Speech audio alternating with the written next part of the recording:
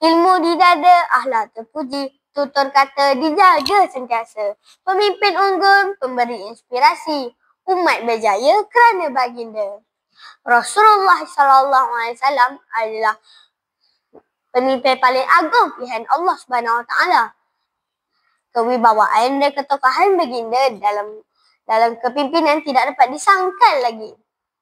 Assalamualaikum dan salam madani. Hanya saya Muhammad Razif Zulfa bin Muhammad Balmawi. Saya berumur 11 tahun. Hobi saya ialah membaca buku kerana membaca buku dapat meningkatkan kemahiran berbahasa dan berdisiplin. Membaca buku juga jabatan ilmu. Saya bercita-cita ingin menjadi seorang guru seperti kedua ibu bapa saya. Di sekolah, saya menjadi pengawal sekolah, kru wartawan PSL Al-Munir dan jawatan kedai buku. Tugas ini mengajar saya tentang kepimpinan, keprihatinan, amanah dan bertanggungjawab.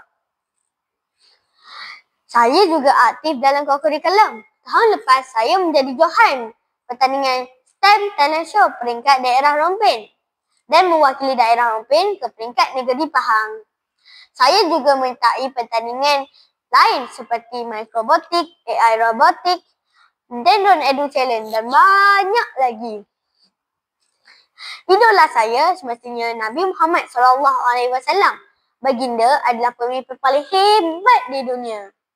Izinkan saya berkongsi intipati sebuah naskah yang menginspirasikan tentang pimpinan. Jadi, Pemimpin Hebat oleh Dr. Yazid Abdul Manap. Dr. Yazid, seorang akademik dan penyelidik di UPM berkelulusan PhD Fizik dari UTM.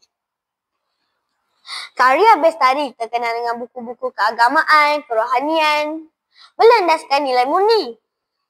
Buku 381 surat ini diterbitkan pada tahun 2016. Barkod DW 297.61 dengan harga hanya RM25.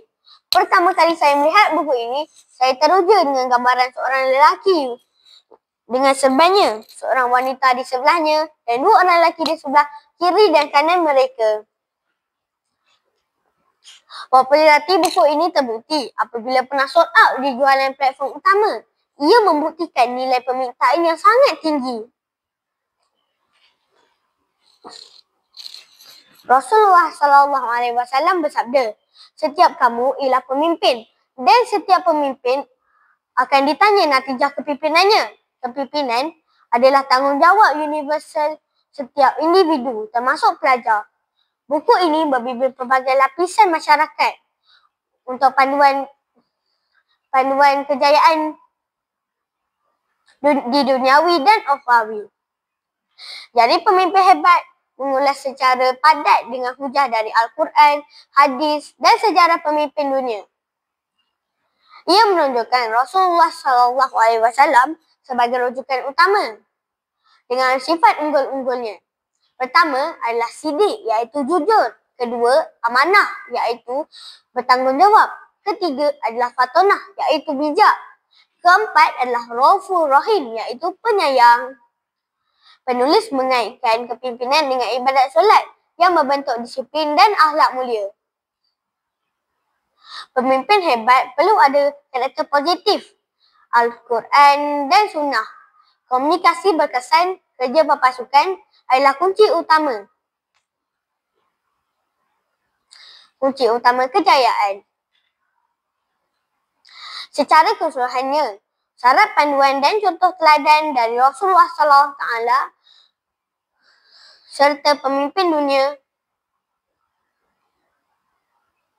ia membentuk diri menjadi pemimpin cemerlang di dunia dan di akhirat. Justru saya menyeru rakan-rakan dan penonton sekalian, marilah kita bersama-sama mengambil peluang untuk menghayati setiap lembaran buku ini. Sesungguhnya, perjalanan jadi pemimpin hebat bermula dengan ilmu dan refleksi diri. Dengan membaca dan mengaplikasikan ajaran buku ini, Diharapkan kita semua dapat menjadi pemimpin yang membawa makna kepada diri sendiri, keluarga, masyarakat, negara yang tercinta. Sekian, terima kasih.